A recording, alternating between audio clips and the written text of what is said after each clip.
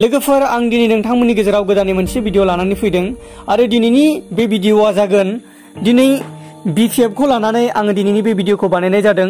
आं BPF हिसाबै personal आंहा जेबो सुथुर गैया, नाथाय बिथांमोननि माखासे लासिंसिं लाजिथावना जिफोर बिथांमोना मावनो थांगासिनो दं, आं बिनि थाखाय दिनै बे भिडिअखौ बानायनो सानदों।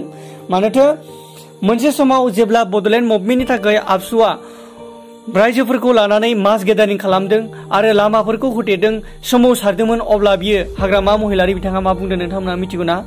नोंगौ लोगोफोर, नोंथांमोना बयबो गोसोआव दं। बिथाङा बुंदोंमोन आं थासान्दियाव माराबाबो बड'लेण्ड जाया, 110% बड'लेण्ड जाया होननानै बिथाङा बुंदोंमोन। आरो बिथाङा बुंदोंमोन दिल्लीयाव थाङोब्ला संख्रि साहा फुदुंनानै लोंहोनानै बिसोरखौ थुनहर, बेबायदि बुंनानै बिथाङा गावखौ बिथांमोनखौ लाजि फोनांदोंमोन। नाथाय आं दिनै बुंगोन, मानोना दिनै बे BPF हान्जायानो दिनै बिथांमोना बड'लेण्ड मुभमेन्टनि थाखाय नङा, BTR नि दफाफोरखौ मावफुंनो थाखाय नङा। मानि थाखाय नोंथांमोना मिथिगौ ना? जोबोद लाजिथावथाव।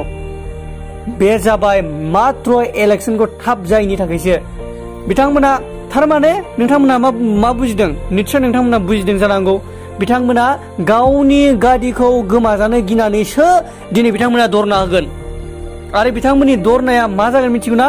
इलेक्शना 27 नि उनाव, मानोना गभर्नर रुला 27 नाव जोबनो थांगासिनो दं आरो बिथांमोना बेखौ बुंनो सानदों दि 27 नि उननिफ्राय आरो जाहाथे बेखौ फावसैलिया।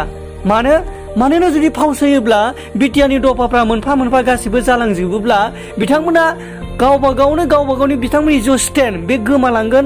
आरो बिसोरो बेखौ गिनानै दिनै मा खालामदों? गेदारिं खालामनो नागिरदों। आरो बिथांमोना दिनै बिथांमोननि मा समाव मा खालामनो नागिरदों आं एसे बुंनो हानि रायजोफोर। 28 आव बिसोरो खालामगोन, मा खालामगोन? बिथांमोना धरना होगोन।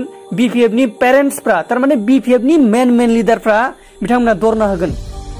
आरो 29 तारिखाव BPF नि आइजोफ्रा, वुमेनफ्रा बिथांमोना धरना होगोन। 30 आव मा खालामगोन? 30 खालि, थारमाने 30 तारिखाव मा खालामगोन बिसोरो? मास क्राइंजों लोगोसे टर्च लाइट बिथांमोना खालामगोन। ओमफ्राय 110 आव मा खालामगोन बिसोरो? हांगार स्ट्राइक, उखै हाबनानै बिसोरो मा खालामगोन? धरना होगोन। आरो बिथांमोननि धरनाया मा मिथिगौ ना? Only four election.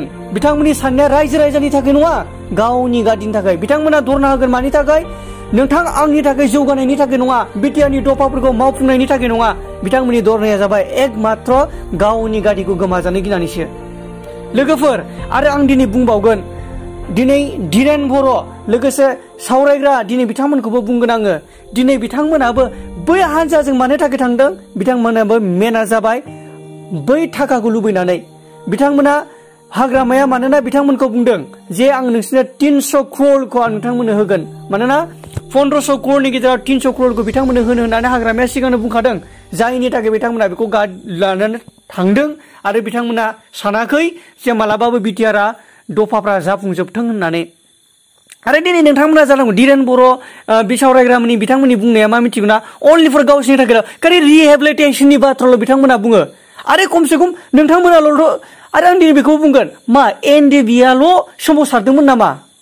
फंसे खोथायाव स्टुडेन्ट इउनियन आबसुफ्रा सोमावसाराखैमोन नामा?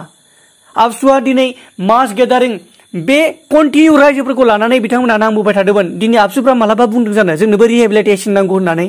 नाथाय नोंथांमोना मालाबाबो, आं दिनै बिखेखय बिसोर सानैखौ आं बुंनो सानदों, बिसोर सानैनि बासना खालि बेल' जोंनो रिहेबिलिटेसनखौ दासिमबो मोनाखै, जायाखै। है, मा बुंनांगौ बिदि मानसिखौ? माने मा बुंगोन आं, एकदम खुगायाव माखाने माबा माबि बुंनो गोसो जायो रायजोफोर। लोगोफोर, नों मिथिगौ ना?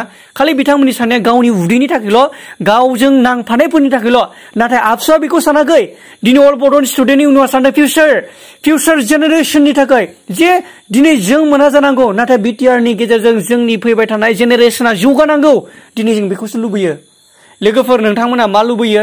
बिनिखायनो लोगोफोर, आं आसा खालामदों नोंथांमोना बे आंनि भिडिअनि सायाव नोंथांमोना मा लुबैदों कमेन्ट सेक्सनाव कमेन्ट खालामना खोन्थाहर।